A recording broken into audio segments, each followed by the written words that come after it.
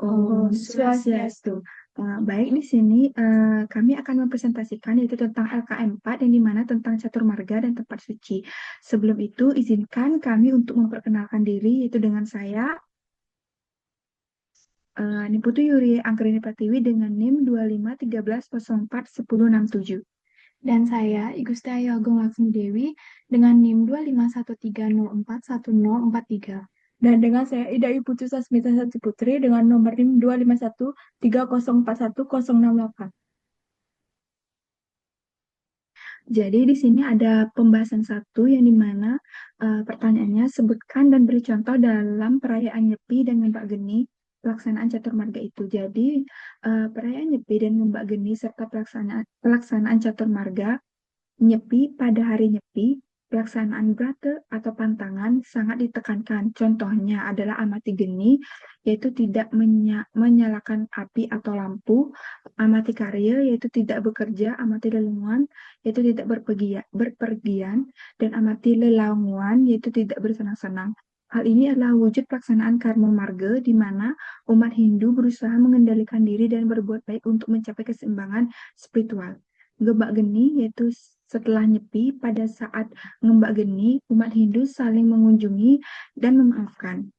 Ini adalah contoh pelaksanaan bakti marga, di mana cinta kasih dan hubungan harmonis dengan sesama manusia diprioritaskan. Selain itu, ngembak geni juga bisa mewujudkan wujud jenana marga jika diisi dengan diskusi dan refleksi diri tentang makna kehidupan dan ajaran agama.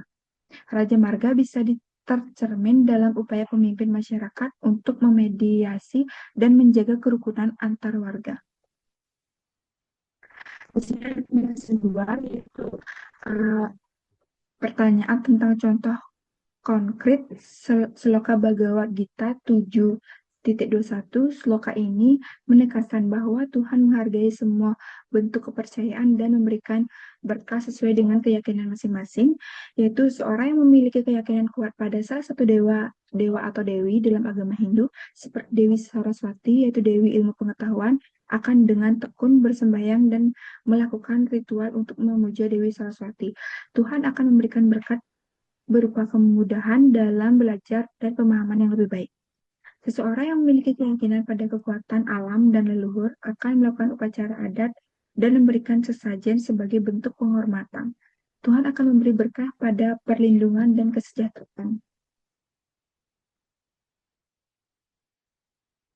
Baik, selanjutnya pembahasan ketiga, yaitu sungguh-sungguh utama, sebabnya demikian, karena ia dapat menolong dirinya dari keadaan sengsara atau lahir dan mati berulang-ulang.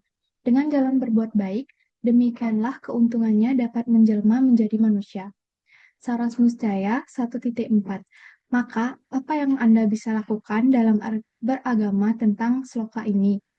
Jadi, implementasi sloka Saras Muscaya 1.4 dalam beragama, sloka ini menekankan pentingnya menjadi manusia karena hanya manusia yang memiliki kemampuan untuk membebaskan diri dari sangsara atau siklus kelahiran dan kematian.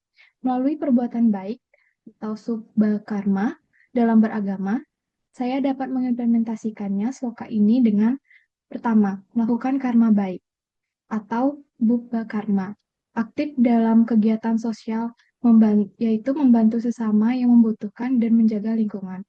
Kemudian, meningkatkan kesadaran diri, yang dimana melalui meditasi seperti yoga atau refleksi diri. Kemudian mempelajari dan mengamalkan ajaran agama, yaitu membaca kitab suci, mengikuti ceramah agama, dan berusaha mengamalkan ajaran-ajaran tersebut. Dan yang terakhir, menjaga harmoni dengan alam dan sesama, yaitu menghormati alam sebagai ciptaan Tuhan dan menjalin hubungan baik dengan sesama manusia tanpa memandang perbedaan. Selanjutnya, pembahasan keempat, yang dimana tempat suci Hindu adalah suatu tempat maupun bangunan yang dikeramatkan oleh umat Hindu atau tempat persembahyangan bagi umat Hindu untuk memuja Brahman beserta aspek-aspeknya.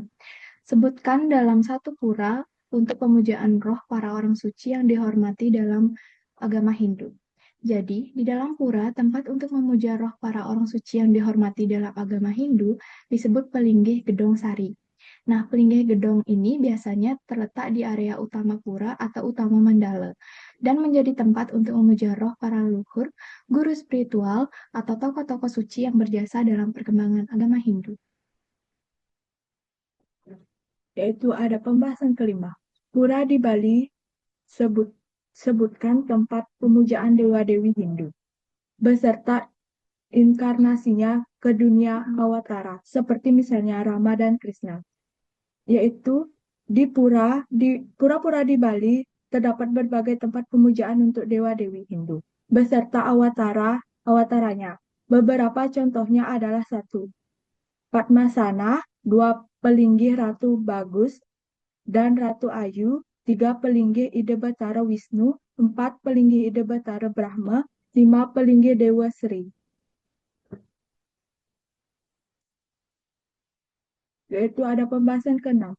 Tempat suci umumnya terletak di tempat-tempat yang dikelilingi oleh alam yang asri seperti misalnya laut, pantai, gunung, gua, hutan, dan sebagainya. Mengapa demikian? Yaitu tempat suci Hindu umumnya terletak di alam asri karena satu, alam sebagai manifestasi Tuhan. Dua, ketenangan dan kedamaian. Tiga, kesucian dan kebersihan. Empat, simbolisme.